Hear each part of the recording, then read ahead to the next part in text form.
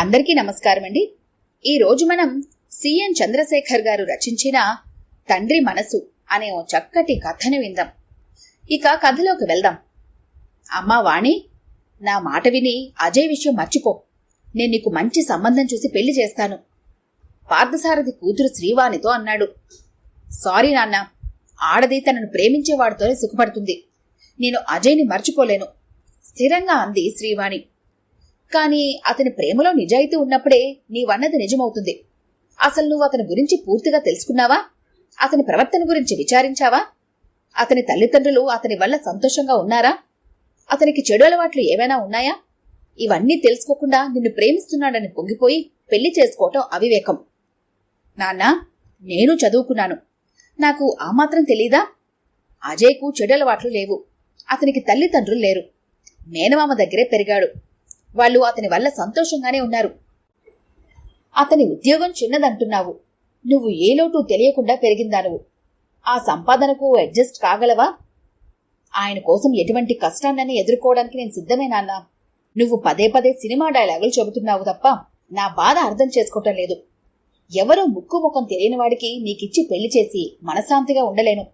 నిన్ను కళ్లల్లో పెట్టుకుని పెంచిన మా కోసమేనా నువ్వు మనసు మార్చుకోలేవా? మీరు అజయ్ గురించి అన్నీ కనుక్కునే మా పెళ్లి చేయండి. కోసం ఎంతో చేసిన మీరు ఈ ఒక్కటి కూడా చేయండి. మమ్మల్ని ఆశీర్వదించండి. నీకంటే ముందు పుట్టిన శ్రీలేఖ పెళ్లి చేయాలి. ఆమెకు సంబంధం కుదిరే వరకు ఆగు. సారీ నాన్న, వీలైనంత తొందరలో మా పెళ్లి జరుగుతుంది. మీరు ఒప్పుకుంటే వైభవంగా, లేకుంటే గుళ్ళో సింపుల్గా అంటూ తన గదిలోకి వెళ్లిపోయింది శ్రీవాణి. ఏం చేయాలో తోచనట్లు నిలబడిపోయాడు పార్థసారథి. శ్రీవాణి పెళ్లి గుళ్ళో జరిగింది. అజయ్ ఫ్రెండ్స్, అతని మేనమామ ఫ్యామిలీ పెళ్లికి హాజరయ్యారు. ఆ ఊళ్ళోనే ఓ ఇల్లు అద్దెకు తీసుకుని కొత్త సంసారం ప్రారంభించారు నూతన దంపతులు. 6 నెలల తర్వాత శ్రీవాణి అక్క శ్రీలేఖకు పెళ్లి కుదిరింది. ఆ వార్త విని శ్రీవాణి ఎంతో సంతోషించింది. పెళ్లికి పిలవడానికి తల్లి గిరిజ శ్రీవాణి ఇంటికొచ్చింది.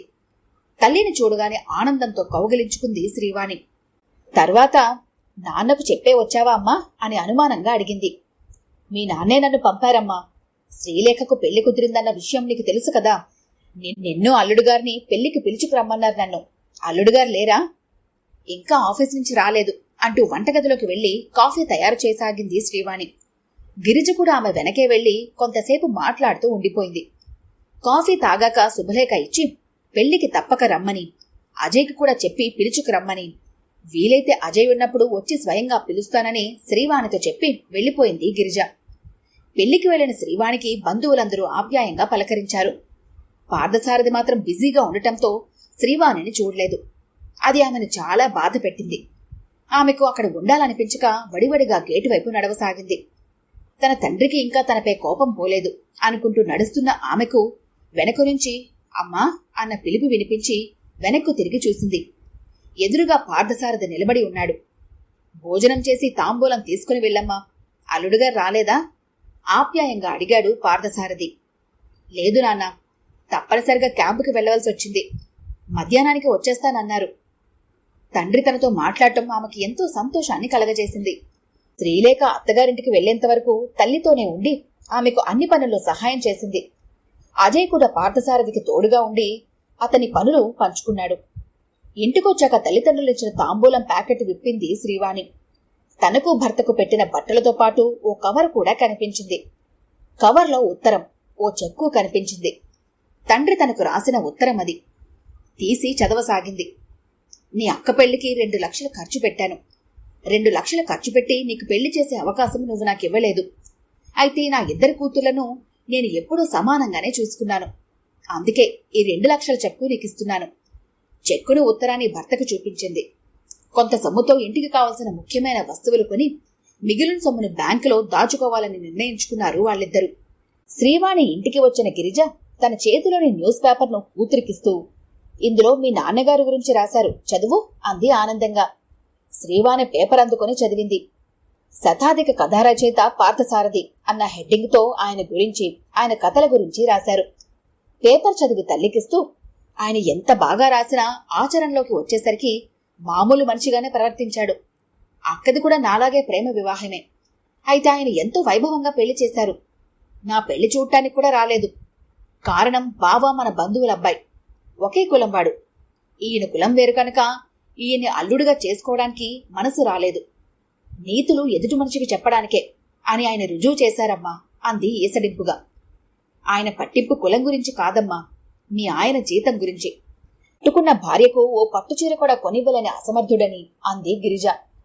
అమ్మా, ఆయన గురించి ఏమైనా అన్నావంటే బావుండదు. నన్నేమైనా అను పర్వాలేదు.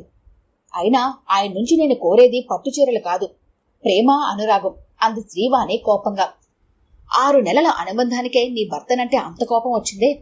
మరి మీ నాన్నతో 25 ఏళ్ల అనుబంధం ఉన్న నాకు ఆయనంటే ఎంత కోపం రావాలి అంది గిరిజ నవ్వుతూ. తనకు బుద్ధి చెప్పడానికే తన తల్లి తన భర్త గురించి అలా మాట్లాడిందని అర్థమైంది శ్రీవానికి. సారీ అమ్మా, నిన్ను నొప్పించాను, నన్ను క్షమించు అంది పశ్చాత్తాపంగా. నువ్వు ఈరోజు ఆ మాట అన్నావు గనక అసలు విషయం చెబుతాను విను. అజయ్ను మర్చిపోమ్మని మీ నాన్నగారు నీకు ఎంతగానో నచ్చజెప్పినా నువ్వు వినలేదు. ఇక నీ నిర్ణయం మారదని తెలుసుకుని అజయ్ గురించి విచారించారు.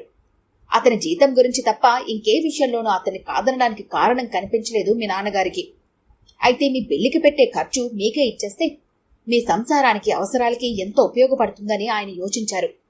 కానీ మీ పెళ్లికి ఒప్పుకున్నాక నీ పెళ్లి గుడిలో సింపుల్గా చేస్తానంటే నువ్వు ఒప్పుకున్నదానివేనా? అందుకే మీ పెళ్లి ఇష్టం లేనట్టు నటించి మీ పెళ్లి మీరే చేసుకునేలా చేశారు. పైగా మీ పెళ్లి సింపుల్గా చేస్తే మన బంధువులు ఆయన్ని ఓ పిసినారుగా చిత్రించి అలానే ప్రచారం చేసే అవకాశం కూడా ఉంది. శ్రీలేఖ పెళ్లి కాగానే ఆమె పెళ్లికి ఎంత ఖర్చయిందో అంత మొత్తాన్ని మీకు అందించారు. శ్రీలేఖ పెళ్లి ఘనంగా చేయడానికి కారణం వాళ్ళిద్దరూ మంచి ఉద్యోగాల్లో ఉన్నారు కాబట్టి. తల్లిదండ్రులు ఏదైనా అన్నా అది పిల్లల మంచి కోసమేనమ్మా. ఏది చేసినా అది వాళ్ళ భవిష్యత్తు కోసమే. మరి ఇన్నాళ్ళు మా ఇంటికి ఎందుకు రాలేదాయన? శ్రీవాణి ప్రశ్నించింది. మీ మీద ఉన్న కోపం వల్ల. అది నువ్వు అజయ్ని పెళ్లి చేసుకున్నందుకు కాదు, కనీసం శ్రీలేఖ పెళ్లి వరకు మీరు ఆగలేకపోయినందుకు. అయితే ఆ కోపం కొద్ది రోజులే ఉంటుంది. నువ్వు వచ్చి ఆయన్ను పిలిచుంటే తప్పకుండా నీ ఇంటికొచ్చి ఉండేవారేమో. అయితే ఇప్పుడు రానా నీతో? ఆయన క్షమించమని కూడా అడగాలి అపార్థం చేసుకున్నందుకు. పెళ్ళయ్యాక మొదటిసారి పుట్టింటికొస్తున్నావు కాబట్టి మీ ఆయన వచ్చాక ఇద్దరూ కలిసి రండి. మా ఆయన మిమ్మల్ని రిసీవ్ చేసుకుంటారు అంది గిరిజ నవ్వుతూ. థ్యాంక్ యూ అమ్మా అంటూ తల్లి చేతిని పట్టుకొని ఊపింది శ్రీవాణి ఆనందంతో. ఈ కథ గంట మీకు నచ్చినట్లయితే లైక్ చేయండి, షేర్ చేయండి. మరిన్ని ఇంట్రెస్టింగ్ కథల కోసం మా ఛానల్ని తప్పకుండా సబ్స్క్రైబ్ చేసుకోండి.